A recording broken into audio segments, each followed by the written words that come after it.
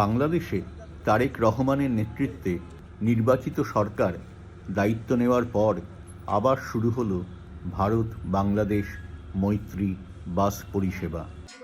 মঙ্গলবার 9 জন যাত্রী নিয়ে আখাউড়া ইন্টিগ্রেটেড চেকপোস্ট পার হয়ে ত্রিপুরায় ঢুকল এই বাস। সাধারণ মানুষের প্রতীক্ষা শেষ হলো। हम आया कोलकाता से। पिछले 1 साल से रॉयल मोत्री बस सर्विस बंद था अगरतला और ढाका का, अभी फिर चालू हुआ है।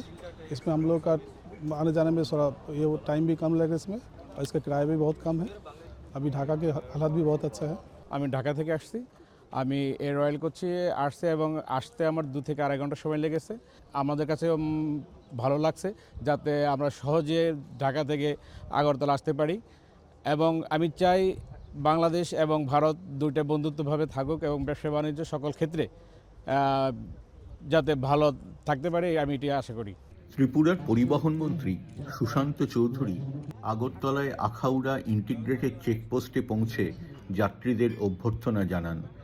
বাস যাত্রী থেকে গাইড সবার মুখে এক সুর, দুই দেশের মধ্যে ভিসা দেওয়া শুরু ও এই বাস চলাচলের অর্থ শুধু যে সাধারণ মানুষ যাতায়াত করতে পারবেন তাই নয়, এর অর্থ দুই দেশের মধ্যে সম্পর্ক আবার স্বাভাবিক হচ্ছে। টোটাল যাত্রীর মধ্যে বাংলাদেশ যাত্রী ছিল 7 জন এবং ইন্ডিয়ান যাত্রী ছিল 2 জন। এখন বাংলাদেশে একটা ইলেক্টেড গভর্নমেন্ট আসছে, আসার পরে আবার দুই দেশের মধ্যে একটা বন্ধুত্বমূলক সুসম্পর্ক হতে যাচ্ছে। এখন অনেক প্যাসেঞ্জারই হবে, কারণ এতদিন তো প্রবলেম ছিল যে ভিসার কারণে, এখন তো ভিসা ওপেনিং করে দিচ্ছে।